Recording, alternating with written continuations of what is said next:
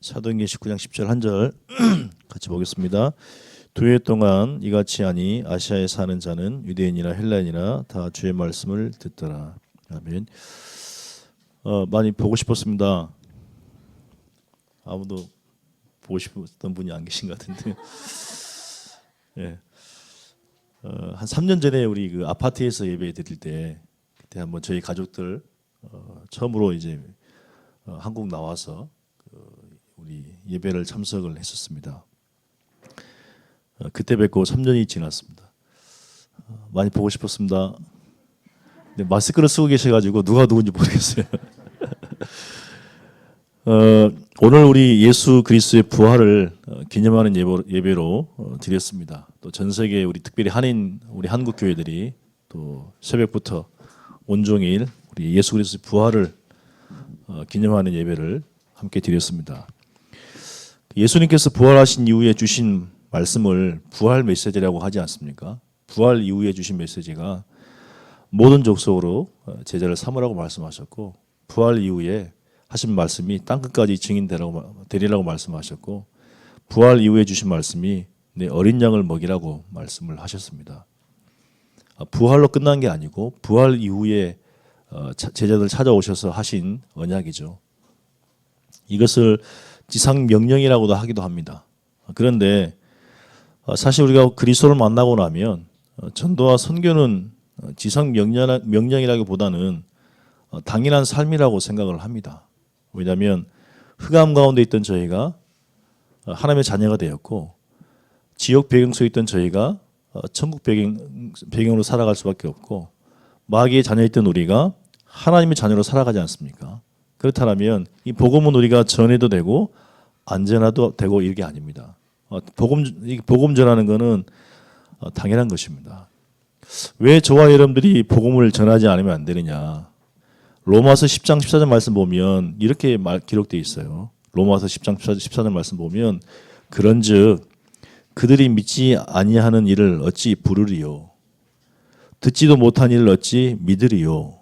전파하는 자가 없이 들으리요 그랬습니다. 그러니까 누구도 말을 안 해주기 때문에 이 복음을 들을 수가 없어요. 이 복음을 듣지 못하다 보니까 믿을 수가 없는 거예요. 믿지를 못하니까 부를 수가 없는 거예요. 그래서 우리는 복음 전하는 게 사명도 아니에요. 복음 전하는 게 당연한 거예요. 예전에 우리가 복음 모를 때는, 제가 정말 복음 모를 때는 복음은 우리 목사님들이 전하는 거고 선교사님들이 전하는 거고 우리 전사님들이 전하는 거다라고 생각을 했어요. 아니에요. 복음 가지고 우리 모두는요 전도자여 선교사입니다. 그래서 잠깐 우리가 짧은 시간이지만 많은 대화를 할 수 없고요. 잠깐 복음 전했던 그런 좀 일들을 한번 소통해보고 싶습니다. 제가 인격적으로 예수 그리스도를 만난 이후에 진짜 복음 전하기 위해서 기도를 시작한 분이 딱 한 분 계세요. 그분이 누구냐면 제 아버님이세요. 왜냐하면 어릴 때 다 뭐 그럴 수 있겠지만 저희 아버님도 굉장히 어려운 그런 배경 속에서 사셨는데 제가 철이 없어가지고 제 아버지 모습을 보고 굉장히 상처도 많이 받고 낙심도 굉장히 많이 했고, 어릴 때 꿈이 뭐였냐면 빨리 내가 어른 돼서 우리 아버지를 좀 내가 어떻게 아버지에게서 우리 어머니를 좀 해방시켜 주고 싶었고 좀 그랬었어요. 그러다 보니까 어릴 때 나는 아버지처럼 살기 싫다. 굉장히 아버지를 증오했었어요. 그런데 인격적으로 그리스도를 만나고 나니까 제일 불쌍하신 분이 누구냐면 우리 아버님이었어요. 알고 봤더니 저희 아버님도 창세기 3장에 속아가지고 하나님 떠나가지고 어쩔 수 없이 불신 상태로 갈 수밖에 없었던 운명이었던 거예요. 그래서 늘 아버지를 위해서 다른 가족들을 위해서 기도했지만, 가문을 위해서 기도했지만 아버님은 특별히 굉장히 저에게는 특별하신 분이었어요. 그러다 보니까 특별히 기도할 수밖에 없었어요. 그래서 이제 서울에 살면서 한 번씩 학교 다닐 때는 방학 때, 또 여름에 휴가 때 한 번씩 내려가요. 1년에 한 2번, 3번은 내려가요. 그럴 때마다 이제 항상 뭐였냐면 저의 목적은 저희 아버지에게 복음 전하는 거였어요. 그래서 기도 많이 했어요. 기도하고 내려가는데 분명히 2시간 전에 제가 전화를 했어요. 도착 전에. 저희 고향이 여수다 보니까 광주쯤 가면 딱 2시간 걸려요. 톨게이트 지나면. 거기서 전화를 드렸어요. 아버님, 저 지금 여수 가는 중인데 절대 술 드지 마시고 계세요. 왜냐하면 술 드시면 한두 잔 드신 게 아니라 거의 뭐 이렇게 굉장히 많이 드셨어요. 그러다 보니까 제가 분명히 아버님 분명히 말씀드리는데 술 드시면 안 돼요 했더니 알았다, 빨리 와라, 조심하라 그러거든요. 그래서 이제 마음 먹고 드디어 내가 복음 전할 기회가 타임이 생겼구나라고 갔는데 도착해 보니까 역시나 술이 이게 풀로 차 있어가지고 아들이 와도 횡설수설 하실 만큼 드셨어요. 그러기를 거의 10년 넘게 15년 넘게 그렇게 하셨어요. 근데 제 마음속에는 절대 포기가 안 됐어요. 왜냐하면 저희 아버지가 가장 불쌍하더라고요. 제가 볼 때는. 뭐 다른 분도 있지만 제 아버지가 이렇게 창세 3장이 가장 큰 저희 가문의 피해자가 아닌가. 그래서 그 아버지를 위한 그런 복음 전하고자 하는 마음은요 한 번도 사라지진 않았어요. 그러던 어느 날 이제 아버님께서 여전히 술을 드시고 그 이제 시골이니까 이게 논길을 가시다가 이렇게 논에서 언덕에 떨어지셨어요. 그래서 척추가 상하셨어요. 그러니까 마음대로 다닐 수도 없고 드디어 술도 못 드셔요. 그러니까 저는 아들 된 입장으로 굉장히 또 다치셨다 하시니까 마음도 굉장히 안 좋았는데 한 가지 소망이 보였던 게 뭐냐면 술을 못 드시는구나. 저에게는 이게 굉장한 행복이었어요. 왜냐하면 일단 맨정신에 가서 복음을 전해야 되니까. 이제 그러고 이제 내려갔어요. 여름방학 때. 제 가족들 내려가서 이제 저희 처갓집에 저희 와이프하고 딸은 있고 저희 아들 데리고 이제 갔죠. 가서 저녁에 혼자 계시더라고요. 어머님 잠깐 나가시고. 그래서 이제 누워 계시다가 잠깐 일어나 이제 앉고 누울 수는 있어요. 혼자 다닐 수는 없어요. 얼마나 좋은 기회입니까? 복음 전할 기회. 그래서 아버님에게 복음을 전했어요. 아버님, 제가 어릴 때 아버지에 대한 이런 마음이 있었습니다. 그런데 정말 제가 예수님을 그리스도로 알고 믿고 나니까 아버지가 미운 게 아니라 불쌍했습니다. 그러면서 제가 복음을 전했어요. 왜 아버님이 예수님 믿어야 된지 아십니까? 그러면서 예수를 그리스도로 증거하고 아버님께서 예수 그리스도 참된 주인으로 영접하는 그런 시간이 있었어요. 그러고 나서 아버님께서 펑펑 우시면서 굉장히 이제 사과를 저에게 하더라고. 미안하다 하더라. 내가 몰랐다. 그래도 뭡니까? 근데 이야기했죠. 아버님께서 일부러 그러신 게 아니라 아버님도 하나님 몰라가지고 어쩔 수 없이 그런 인생을 살지 않았느냐. 그래서 우리에게 하나님께서 그리스도를 보내신 것이다. 그래서 아버님 지금 예수 그리스도를 영접하고 하나님 자녀가 된 것이다. 예수님 어디 계십니까? 했더니 내 마음에 계신대요. 한 번도 가르친 적 없거든요. 언제까지 계세요? 영원히 나와 함께 하신대요. 그러고 나서 2년 후에 부활주일 오전에 이렇게 돌아가셨어요. 그걸 보면서 그렇구나. 정말 이게 구원받기로 작정된 자는 절대로 포기할 수 없구나. 분명히 하나님의 구원의 절대 계획은 분명히 성취되는구나. 중요한 건 우리가 속고 포기하는 것이 문제지. 분명히 이 구원은 전달되게 되어 있구나. 이런 응답을 보게 됐고요. 제가 이제 미국 처음 갔을 때 시애틀을 갔는데 이제 여러 가지 뭐 경제적 어려움 때문에 신분의 어려움 때문에 여러 가지 일 중에 하나로 이제 홈스테이를 했어요. 홈스테이. 그러니까 유학생을 한 명 집에서 홈스테이를 하는데 낮에는 또 다른 일도 하고 뭐 청소 일도 하고 뭐 하여튼 별일 다 했어요. 그런 가운데 이제 홈스테이를 하는데 그렇잖아요. 목회자가 전도자 선교사가 왔는데 뭐 이렇게 밥 먹기 위해서 살 수는 없잖아요. 이게 하나님께서 보내신 목적은 아니잖아요. 그래서 분명히 홈스테이를 하는데 이 학생을 통한 그 학교에 하나님의 계획이 있지 않을까라고 이제 기도하기 시작했어요. 그래, 분명히 하나님의 계획이 있을 거야. 그러면 이 학교에 어떻게 내가 복음을 전하지? 라고 이제 기도하는 가운데 그 학교 사립학교였어요. 캐톨릭 학교인데 이렇게 유학생들이 굉장히 많이 오는 학교였어요.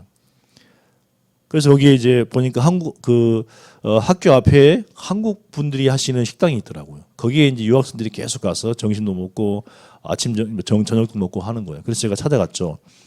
사실 제가 목회자입니다. 목회자인데 이 학교에 제가 복음 전하고 싶은데 혹시 사장님께서 보실 때 가장 복음이 필요하고 가장 이게 문제가 많고 가장 지금 어려운 힘든 아이가 누가 있습니까? 라고 하니까 그분이 이야기하신 거예요.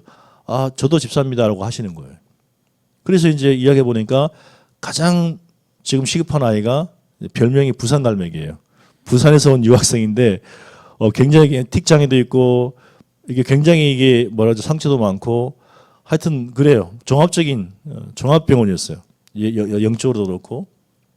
그래서 이 아이 불러다가 그러면 집사님 그러면 제가 언제쯤 오면 좋겠습니까 하니까 이때 오면 좋겠습니다라고 해서 이제 그때 맞춰서 갔어요. 가서 그 아이를 불러다가 복음을 전했어요. 복음 전하니까 이 친구 하는 말이 밖에 나가서 담배를 피면서 다 목사님 하면서 이제 사투리를 쓰는데 저한테 하는 말이 담배 한 같이 하시랍니까?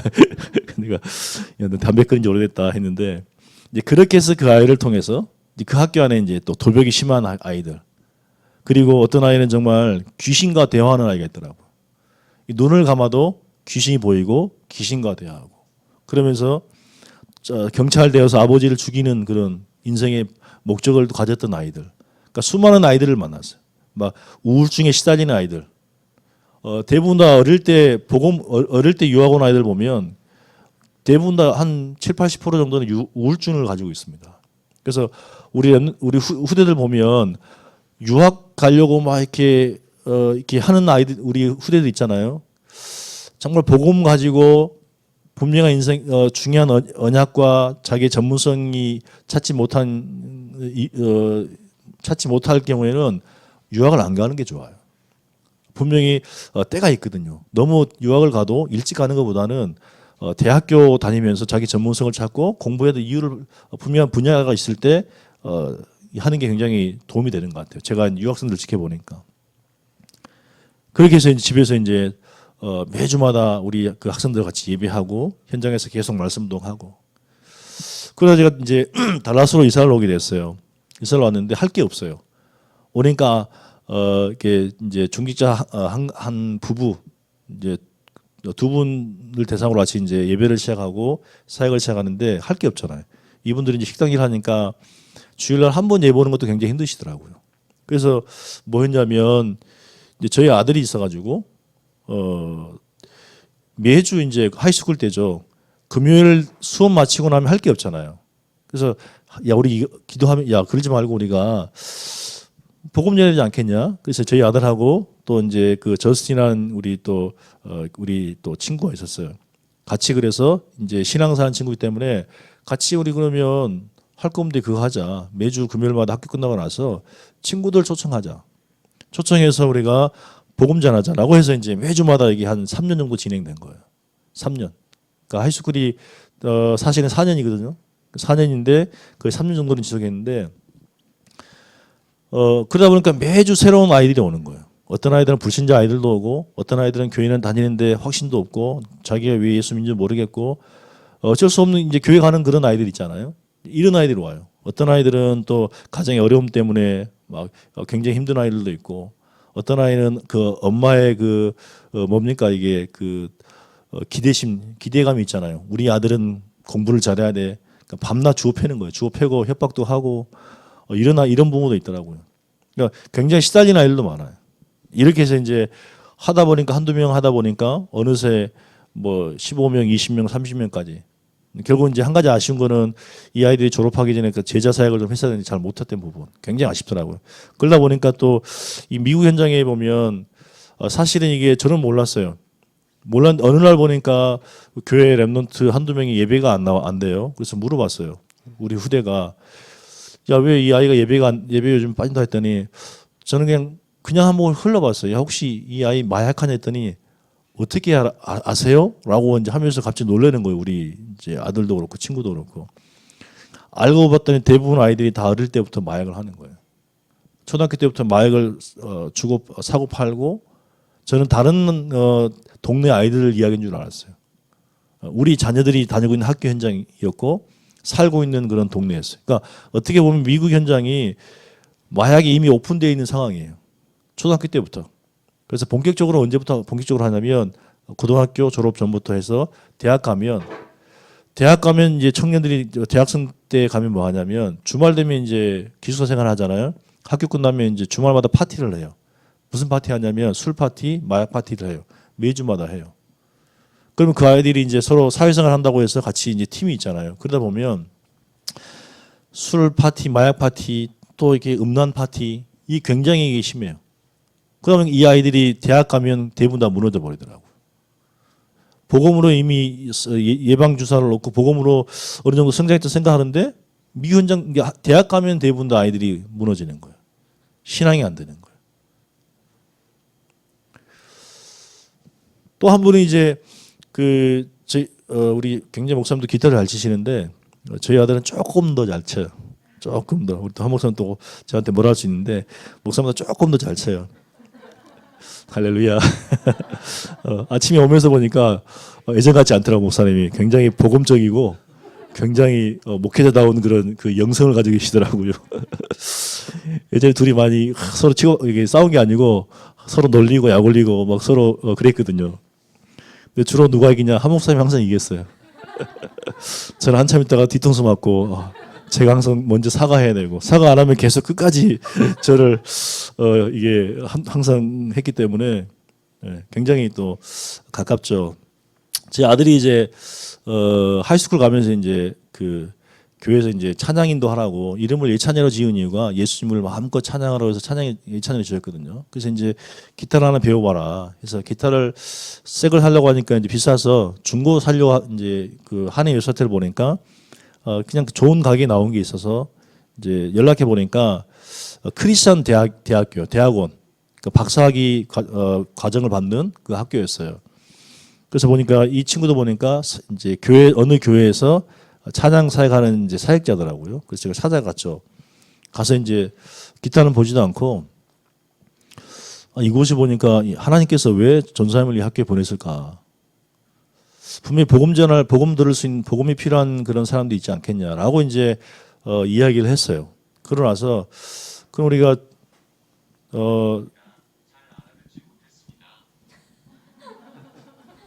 잘 알아듣지 못했다고 하시는데 이게 왜 나온지 모르겠어요. 지금 이상해요. 예. 예. 그래서 이제 기타를 사러 갔다가 그 전사님에게 이야기했어요. 우리가 이게 미국까지 와가지고 공부만 하러 왔겠냐. 분명히 이 학교가 크리스천 대학교고 대학원이지만 이렇게 분명히 복음받을 그런 사람들이 있지 않겠냐, 필요한 사람이 있지 않겠냐라고 이제 해서 한 2달 정도 계속 1대1로 이제 말씀 운동을 했어요. 그런 가운데 이 친구가 하는 말이 목사님, 그러지 말고 우리 학교에 수요일마다 기도 모임이 있대요.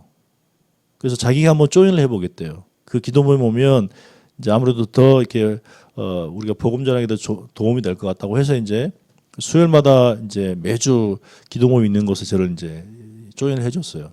그래서 가서 보니까 이제 주로 이제 한국 유학생들 중심으로 이제 이렇게 모이는 기도 모임이더라고요.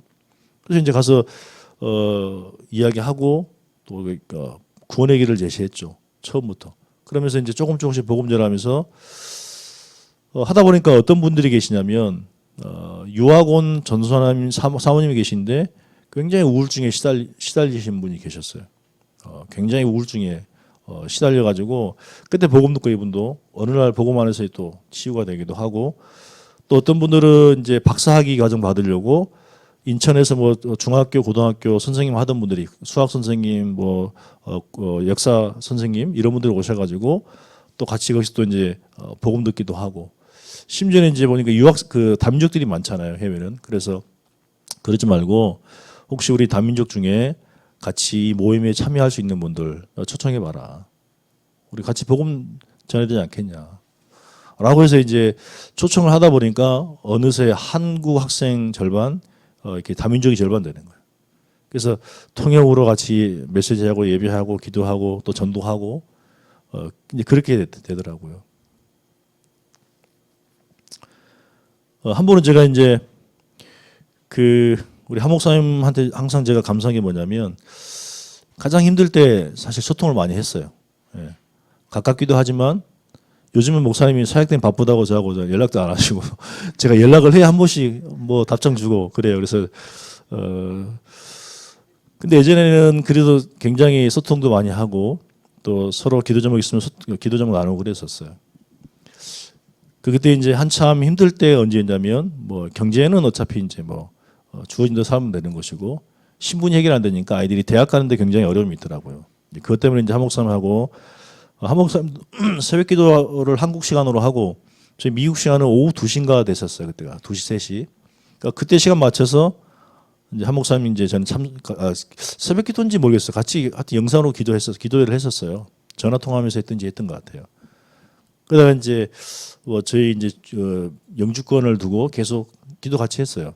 그런 가운데 굉장히 이제 낙심되는 일이 있던 게 뭐냐면 이렇게 종교 비자와 관련해서 이제 좀 이렇게 안 돼가지고 아이들이 이제 굉장히 실망한 거예요.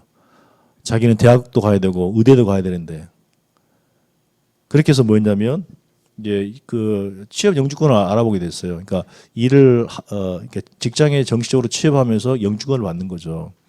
그렇게 해서 보통 한 4, 5년 정도 걸리는 기간인데 그때 한 목사님 기도 굉장히 성충만했던 것 같아요. 저보다도 1년 만에 영주권을 받게 됐어요. 그러고 나서 이제 제가 한국 나와서 그때 뵙고 이제 들어가서 일을 했는데 한 1년 정도 이제 직장 타주에 가서 일을 했는데 혼자 가서 일을 했는데 처음에 갈 때 어떤 마음이냐면 또 목회자가 이거 굉장히 이게 마음이 그렇더라고요. 내가 일을 하는 게 맞나? 영주권 받긴 받아 좋긴 좋은데 내가 이 일을 하는 게 맞나? 이런 생각들이 있잖아요. 그리고 또 이게 일하는 현장 가보면 불신자들은 많을 테고 할 텐데 목사가 일하러 왔다고 하면 또 어떤 눈으로 볼까? 이런 생각들이 있잖아요. 그래서 처음에는 조용히 1년 동안 가서 일만 하고 오려고 한 달 동안은 사람들하고 대화를 안 했어요. 대화를 안 하고 어떤 분이 나중에 그러더라고요. 저를 보니까 이제 그랬대요. 니네하고 나하고는 신분이 달라. 대화할 수준이 아니야. 이렇게 이제 착각을 했더라고요. 그만큼 사람들에게 이렇게 마음문을 닫고 한 달 지냈는데 그러다가 조금씩 보다 보니까 뭐가 보이냐면 이 사람들의 복음이 필요한 현장이 또 보이는 거예요. 그러니까 저는 말하고 싶지 않고 조용히 일만 하고 싶은데 가만히 들어보면 또 복음이 필요한 현장이에요. 그래서 제가 무슨 기도했냐면 혹시 하나님께서 이 현장에 복음 전하기를 원하신다라면 저에게 복음 전할 수 있는 문을 열어주시고 힘을 달라고 그렇게 기도했어요. 그래서 이제 새벽에 오후에 일 가서 새벽 3시에 퇴근하고 아침에 한 10시에 일어나서 운동 한 2시간 정도 하고 또 점심 먹고 또 쉬었다가 일 가는 그게 패턴이 그랬었어요. 굉장히 피곤하잖아요. 그러다가 이제 기도를 했어요. 하나님, 이 내가 1년 동안에 있는 그 기간 동안에 분명히 이곳에서 복음이 필요한 사람들이 있지 않겠습니까, 하나님? 복음 전하고 싶습니다. 처음에는 이게 저의 신분을 숨기려고 일부러 목사란 말도 안 하고 그냥 사람들과의 소통이 없었어요. 그런 가운데 현장 보니까 복음이 필요한데 어떻게 합니까? 그래서 이제 기도했어요. 하나님, 정말 함께 복음 전할 수 있는 만남을 주십시오. 그냥 기도했어요. 근데 희한하게 어떤 만남이냐면 그 직장에서 한 분을 만났는데 그분도 원래 입사를 저보다 4개월 전에 해야 되는데 놀다가 일하기 싫어가지고 입사를 저하고 같이 했어요. 근데 그분이 보니까 고향이 같은 고향이에요. 이제 저한테 물어보더라고. 학교는 중학교 어디 나왔는가 했더니 어디 나왔어 했더니 아따, 내 후배네. 전라도 말로 반갑네. 그래서 이제 처음부터 말을 오시더라고요. 그래서 나이도 이제 많긴 한데 그래서 이제 같이 운동하다 이야기 들어보니까 누구냐면 저희 사촌 형님과 또 동갑내기예요. 사촌 형님 그 한 교회에 성가대를 섬기는 분이에요. 이미 이제 서로 이미 이게 서로 신뢰가 확인되잖아요. 그러고 나서 이제 그분 와이프 되신 분을 이제 집에 왕래하다 보니까 그분이 누구냐면 기도하는 분이에요. 전도자예요. 그래서 이분하고 이제 대화하는 가운데 제가 그런 얘기 했어요. 집사님, 정말 복음 전하고 싶은데, 하여튼 같이 기도합시다라고 하다 보니까 이분이 이제 이미 이분은 한 6개월 이상 사셔가지고 이 지역 분석이 되어 있는 거예요. 사람들의 영적 상태, 이 천주교 다니는 분들 또 불신자들 교회는 오긴 오는데 전혀 완전 불신자들이 이제 교회 생활 하고 있는 분들 그렇게 해서 뭐였냐면 이미 이분은 매주 이제 현장을 두고 그러니까 기도하신 분이에요. 그냥 전도자예요. 그 이분이 통해서 이제 뭐였냐면 매주 일주일에 한 번씩 만나서 불신자 만나서 또 이렇게 기존신자 만나서 낙신자 만나서 또 캐톨릭 신자 만나서 매주 복음을 전하는 거예요. 그 일이 힘들지가 않더라고요. 이제 이분 통해서 굉장히 전도문이 이제 통해서 이제 계속 복음을 증거하는데 한 번은 그렇잖아요. 이게 이제 예전엔 주로 목회자 보니까 이제 주로 뭐 만남을 통해서 성도를 통해서 전도하려고 했지. 저 개인 전도를 해서 생각을 많이 못했거든요. 운동 마치고 오는데 이제 어떤 이제 같이 일하는 직장 동료가 혼자 운동하고 있더라고요. 가졌더라고. 그래서 이제 끝나고 나서 이제 제가 앉았죠. 오더니 제가 그분 상태를 알거든요. 불신자인데 이제 미국 가다 보니까 교회를 부인 따라 이제 끌려온 거예요. 끌려왔는데 제가 물어봤어요. 형님 뭐 이렇게 요즘에 교회 생활 처음으로 한다는데 신앙생활 어떻습니까? 했더니 이분 표현이 뭐냐면 야, 내 진짜 잘 믿고 싶은데 뭘 믿어야 할지 모르겠다는 거예요. 뭐라 하면 제가 믿지 말라 합니까? 아니잖아요. 그래요. 제가 도와드릴게요. 그분이 하는 말이 야, 뭐 네 교회 생활 좀 했나 보네 했더니 예, 조금 했습니다. 그래서 이제 집에 찾아가서 주일 오후에 저녁에 밥 먹고 나서 이제 복음을 전했어요. 왜 우리 인간이 예수 믿어야 되는가? 왜 진짜 하나님 만나야 되는가? 왜 예수만이 우리 인생의 길이 되는가? 해답이 되는가? 이 복음을 전했단 말이에요. 근데 그런 이분 표현이 뭐냐면 와, 니 보통 인간이 아닌 것 같은데 니 혹시 목사가? 했더니 몰라요. 세 번째 가니까 솔직히 말해봐, 니 목사지? 맞아요. 그래서 세 번째만 들켰는데 그래서 이제 이분이 하는 말씀이 이 기가 막힌 복음을 나 혼자 듣기는 아깝다는 거예요. 그래서 자기 아이들에게 자기 와이프에게도 전달하라는 거예요. 자기 와이프도 교회 다니는 분이시거든요. 어린이 주일학교 교사거든요. 그래서 복음 전하고 영접하고 그다음 주일마다 이제 같이 예배하는데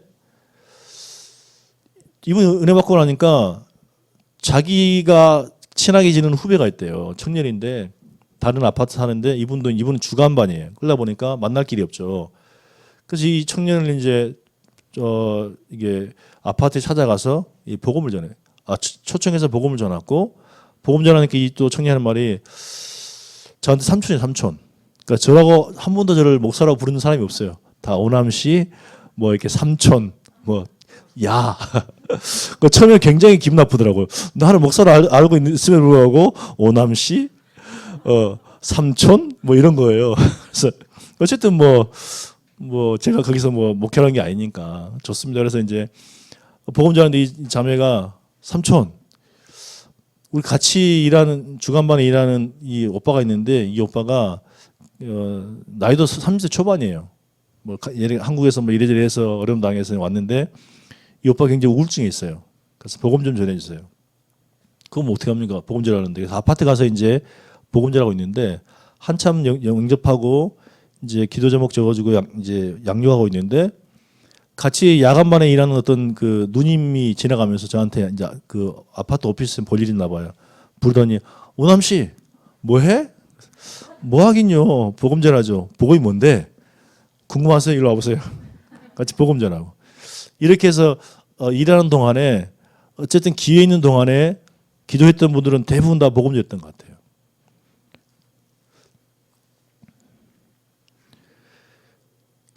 예전에는 우리가 사역 때문에 가서 전도하고 이게 아니라 복음 가지고 우리는 당연히 전도자의 선교사 아닙니까? 이 사람이 예수 영접하든 우리 교회 오든 안 오든 그 상관없이 복음이 필요한 현장 아닙니까? 한 번은 저희 이제 달라 지역에 굉장히 가깝게 지내는 우리 그 집사람 후배가 있어요. 같이 일하다 만나신 분인데 이분은 이제 한국에서 이렇게 굉장히 크게 좀 비즈니스 하시다가 좀 어려움 당하셔가지고 가정의 어려움도 있고 비즈니스 어려움도 있어서 딸 데리고 이제 미국으로 이민을 왔어요. 거기 왔는데 나름대로의 아픔과 상처가 있잖아요. 이게 살수록 뭐냐면 계속 상처가 더 올라오는 거예요. 미국이 살기 좋다고 하긴 하는데 복음 없으면 살기가 굉장히 어려운 곳이 미국입니다. 그러니까 다 있는 것 같은데 복음적인데 복음은 없어요. 굉장히 미국이 복음적입니다. 근데 복음이 없어요.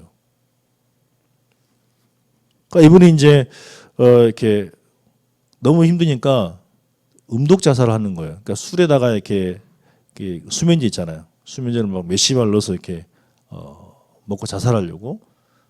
근데 첫 번째 자살 시도했는데 안 죽었어요. 어떻게 이제 딸한테 딸이 발견해가지고 응급실로 갔어요. 두 번째도 또 그랬어요. 그러고 나서 이제 저는 대충 그걸 사실 몰랐는데 그래서 이제 복음을 예전에 전했단 말이에요. 그 사실 알기 전에 복음을 전했는데 이분이 굉장히 자존심이 센 사람들 많잖아요. 자기는 아닌 척, 굉장히 행복한 척, 자기는 완벽한 척, 부족함이 없는 척 하는데 그 마음은요 굉장히 영적으로 우울증과 고통이 있는 거예요.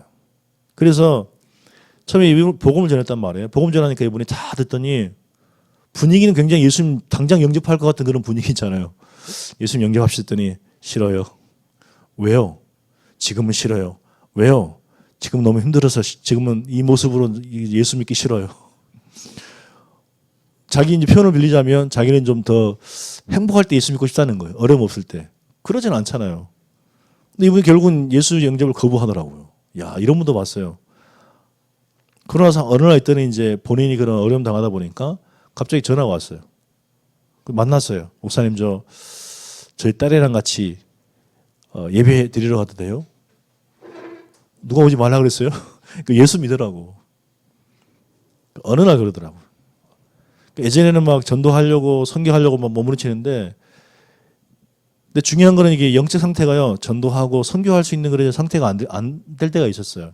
왜냐하면 너무 이게 의식주 문제로 힘들고 영주권 문제로 힘들고 사람 관계로 힘들고 또 이게 미국 해외에 있다 보니까 선교지 있다 보니까 나름대로 이렇게 오는 여러 가지 영적인 그런 갈등들 불신앙도 오는 거예요.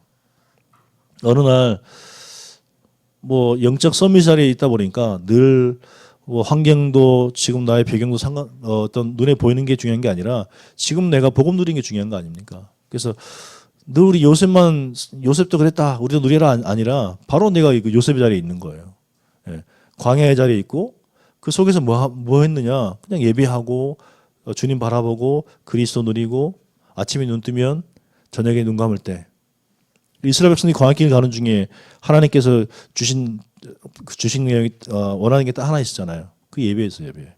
그 결국은 예배를 통해서 본인이 회복되고 나니까 사람이 예전에는 막 싫어지고 혹시 여러분 사람이 싫고 미운 사람이 있잖아요. 절대 전도 안 돼요. 예. 한 사람이라도 혹시 여러분 미운 사람 있으면 하나님께서 기뻐하지 않으시더라고요. 그러니까 10명 중에 한 사람은 굉장히 미운 사람 있잖아요. 그 미운 한 사람은 미워하고 10사람은 내가 사랑한다. 안 돼요. 하나님께서 다 아시더라고요. 어느 날 사람에 대한 상처 생기니까 10명 중에 한 사람은 굉장히 미워했거든요. 어떻게 저런 인간이 저럴까 했는데 하나님께서 일단은 기도할 수 있는 힘도 안 주시고 전도할 수 있는 마음도 안 주시더라고요. 근데 어느 날 복음 안에서 치고 들어가니까 사람이 극렬해지고 그죠? 복음 전하고 싶고 그래요. 이때 하나님께서 문을 여시더라고요. 또 한 가정은 어느 날 복음 전하다 보니까 이게 이제 국제 결혼하신 분이에요. 그러니까 재혼하신 분이에요. 그러니까 미국 현지인은 백인은 이제 초혼이고 우리 한국 주사님은 재혼하신 케이스예요. 근데 만나 보니까 굉장히 이민 생활하면서 또 과거로부터 굉장히 어려움들이 많았거든요. 아버지가 직업 군인해 가지고 근데 결혼했는데 보니까 이제 여러 가지 또 어려움 당해서 이제 이혼하고 재혼을 했어요. 이분이 미국 백인인데 살아보니까 뭐가 있냐면 항상 몰래 가서 마약을 하고 오는 거예요. 마약을. 어릴 때 해온 거예요. 그러니까 돈이 없다 보니까 이제 뭐냐면 그러니까 약간 좀 안 좋은 것들 있잖아요. 그러니까 가짜 마약을 또 하게 되는 거예요. 그다음에 사람이 이게 이제 돌아버리는 거예요. 돌아버리고 눈에 이제 환상이 보이는 거예요.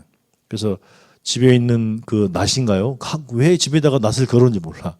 왜냐하면 한국적인 거라서 낫을 걸었는데 그걸 죽이려고 몇 번 시도하기도 하고. 그래서 이분을 만났어요. 그래서 계속 복음 전하는데 어느 날 이분이 고백하는 거예요. 자기도 이 복음 전하고 싶다고. 근데 대화를 해보니까 이 백인 남자는 마약 중독 속에 있다가 지금은 이제 그 마약을 끊었죠. 계속 약을 먹긴 하지만 마약에 이제 의존하지 않죠. 그리고 이 와이프는 또 이렇게 굉장히 영혼에 대한 마음이 있어요. 현장에 대한. 그리고 그 딸은 보니까 또 후대에 대한 사명이 커요. 다민족 복음화 또 지역 복음화 후대 복음화를 두고 기도하는데 어느 날 하나님께서 현장에서 만나게 하시는데 포럼하는 중에 계속 가서 사역 매주 토요일 가서 양육하고 또 복음 전하고 포럼하고 기도하고 계속 반복하는 가운데 이분들이 이제 은혜를 받기 시작한 거예요. 그러고 나서 자기는 이게 다민족 복음 하겠다. 나는 지역 복음 하겠다. 나는 후대 복음 하겠다. 이 말 듣는데요. 이거 갑자기 그 태어나서 처음 느껴봤어요. 막 머리카락이 삐쭉삐쭉 서는 거예요.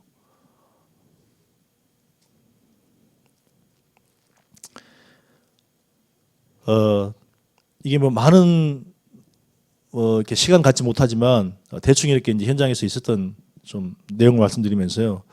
아까 처음에 말씀드렸던 내용입니다. 복음 전하는 자가 없어서 듣질 못합니다. 복음을 못 들으니까 믿질 못하죠. 믿질 못하니까 그리스도를 부를 수가 없습니다. 그러니까 분명히 누군가는 복음 전해줘야 되는데 그게 저와 여러분이라는 거죠. 그러니까 예수님께서 부활 이후에 하신 말씀이 뭡니까? 모든 족속으로 가라. 만민이 가라. 땅까지 가라. 네 어린 양을 먹여라. 이게 부활 이후에 우리에게 주신 약속이고 바람이에요. 자, 결론입니다. 여러분들을 또 우리 참빛교회 보니까 굉장히 또 중요한 시간표 속에 와 있는 것 같아요. 그렇죠? 예. 굉장히 좀 기도가 필요한 시기인 것 같아요. 그래서 저도 함께 우리 참빛교회를 위해서 돌아가서 기도하겠습니다. 여러분도 저를 위해서 함께 기도해 주시기 바랍니다. 여러분 가는 선교사가 되고 싶습니까? 보내는 선교사가 되고 싶습니까? 예, 저는 지금 만약에 가는 선교사라면 못 갈 것 같아요. 가보니까 못 갈 것 같아요. 하나님 은혜는 갈 수 있는데 보내는 선교사가 되십시오. 뭐 하시면 되냐면 기도해 주시기 바랍니다. 저는 얼마나 교만했냐면 선교 가는데 기도의 배경이 필요해. 내가 주님 바라보면 되고 내가 기도하면 되고 주님이 역사하실 텐데 굉장히 교만했다니까요. 그래서 이제 그런 마음으로 이제 갔단 말이에요. 가보니까 굉장히 이게 혼자 이게 영적 싸움할 수 있는 그게 굉장히 힘든 거예요. 나중에 보니까. 근데 조금씩 그때 아마 처음으로 기도의 동역자가 되신 분이 우리 한 목사님이었어요. 개인적으로. 그러고 나서 이제 교회들과 또 이제 중직자분들과 또 한 분 한 분 동기 목사님들 교회에서 같이 기도로 동역해 주시더라고요. 그러니까 그 이후부터 하여튼 기도의 배경들이 생기다 보니까 저에게도 하나님께서 힘을 주시고 선교가 행복해지게 하시고 내가 미국에서 이렇게 사역의 결과를 떠나서 선교사로 살아가는 자체가 행복으로 느껴지는 거예요. 복음 가진 한 사람으로 살아가는 자체가 행복으로 느껴지는 거예요. 네, 그래서 여러분들이 함께 기도해 주셨으면 좋겠습니다. 결론 보면 복음 가진 우리는 모두 전도자고 선교사입니다. 하라 하지 마라가 아닙니다. 당연한 겁니다. 두 번째로는 내가 있는 직장, 장소, 가문, 만남 속에 그 장소가 전도와 선교 현장입니다. 분명히 구원받을 자들이 있습니다. 그래서 전체를 보시고 여러분 직장이나 또 만남 주변에 전체를 보시고 분명히 하나님의 계획이 있다. 구원받을 자들이 있다. 왜? 주님께서 가라고 했으니까. 예비된 자들이 있다고 했으니까. 영생지시로 작정자들이 분명히 있다고 말씀하셨잖아요. 그 현장에 우리를 보내셨거든요. 그래서 나를 아는 모든 사람들에게 이 복음을 듣게 하라는 이 언약을 마음에 담길 바랍니다. 그래서 아시아에 사는 사람들, 2해 동안에 아시아에 사는 모든 사람들에게 이 복음이 증거됐었습니다. 저와 여러분들이 그냥 신앙생활하는 게 아니라, 그죠? 많은 것도 해야겠지만 가장 중요한 뭡니까? 생명 살리는. 이게 우리의 최고의 행복이고 최고의 우리가 존재하는 이유 중에 하나 아니겠습니까? 그렇지 않습니까? 우리 교회를 많이 할 수도 있고 적게 할 수도 있고 헌신을 할 수도 있고 못 할 수도 있습니다. 그것과 우리가 상관없이 중요한 건 뭡니까? 내게 있는 그리스도, 내 안에 사신 이 그리스도가 내 인생의 해답이라면 저 현장에 지금도 복음이 필요한 저 사람들에게 누군가는 말을 해줘야 돼요. 그 주인공이 바로 저와 여러분 되기를 주 이름 축복합니다. 주님 감사합니다. 부활절을 통해서 주신 중요한 언약을 붙잡고 한 주간도 승리하게 하시고 특별히 부활 이후에 또 제자들에게 주셨던 그 말씀이 약속이 나의 것이 되도록 축복해 주옵소서. 예수님 이름으로 기도합니다. 아멘.